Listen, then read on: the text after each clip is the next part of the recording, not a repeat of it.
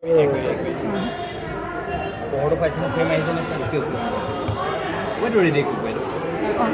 অনাথৰ কেন্দ্ৰৰ গীতিকাৰ হিচাপে 1975 মাৰ্চ মাহত মই স্বীকৃতিপ্ৰাপ্ত হৈছিলোঁ। কিন্তু মই গীত লিখিছিলোঁ ক্লাছ 8ৰ পৰাই। গীত লিখিছিলোঁ, কবিতা লিখিছিলোঁ, গল্পও লিখিছিলোঁ। কিন্তু লাহে লাহে এই গীতবিলাকৰ মাজত মই সোমাই গৈছিলোঁ আৰু মই বৰ সৰুৰে পৰা সুৰ কৰিছিলোঁ। আজি যিকেইটা গীত হ'ল, মন যে বগলী মই ক্লাছ 9ত লিখিছিলোঁ।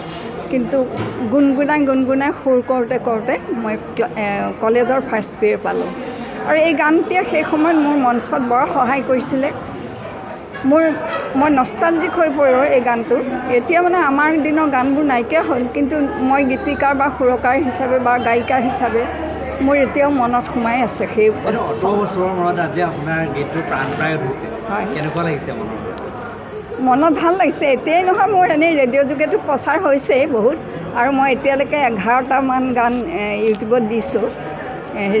অলপ দেৰি হ'ল কাৰণ মোৰ হাজবেণ্ডৰ বদলি হোৱা চাকৰি, মই লগে লগে যাব লাগে ধৰক।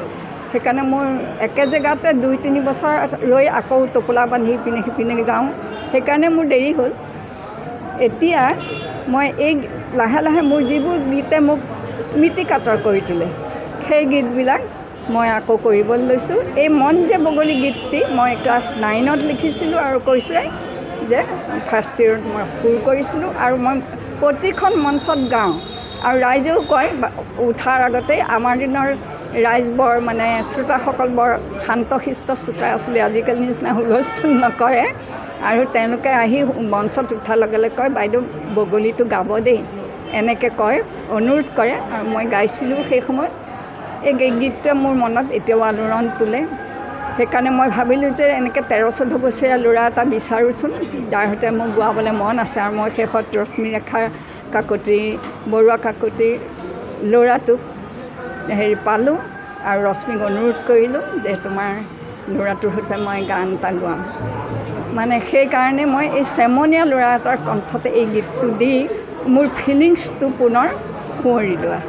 ধুমুহা পক্ষী গীতটো আচলতে সন্ধ্যা বাইদেৱে তেখেতৰ প্ৰয়াত জীয়ৰী প্ৰবালী শৰ্মা বেজবৰুৱাৰ স্মৃতিতেই লিখিছিলে। আৰু সেই গীতটো যেতিয়া মোক গাবলৈ কৈছিলে, মই তেতিয়া অকণমান ভয়ো খাইছিলোঁ যে মই পাৰিম নাই সিমানটো আৱেগ দিব। তেখেতৰ স্মৃতিত লিখিছে যেতিয়া সেইটো গীতটো অকণমান মানে বেলেগ ধৰণৰে হ'ব। কিন্তু বাইদেৱে যেতিয়া বিশ্বাস কৰিলে, ৰাজীৱেও বিশ্বাস কৰি মোক গাবলৈ দিয়াত মই গীতটো ৰেকৰ্ডিং কৰিলোঁ। মই গীতটো কিন্তু সেই ৰেকৰ্ডিংহে কৰিলোঁ, তাৰপিছত আৰু শুনিবলৈ পোৱা নাছিলোঁ। মানে এইটো প্ৰথম গীত। সঁচা কথা ক'বলৈ গ'লে এনেই গান গাওঁ, কিন্তু আজিলৈকে মই গীত এটা কৰা হোৱা নাই তাৰমানে। কিন্তু এইখিনি আগবঢ়াই দি পেলাই যেতিয়া ৰাজীৱ বা বাইদেউহঁতে এনেকৈ আগবঢ়াই দি মোক গীতটো গাব পাৰিম বুলি বিশ্বাস কৰিলে, সেইটোৰ বাবে মই সকলোকে মানে কৃতজ্ঞতা জ্ঞাপন কৰিছোঁ। আৰু গীতটো ভাল বেয়া ৰাইজে ক'ব।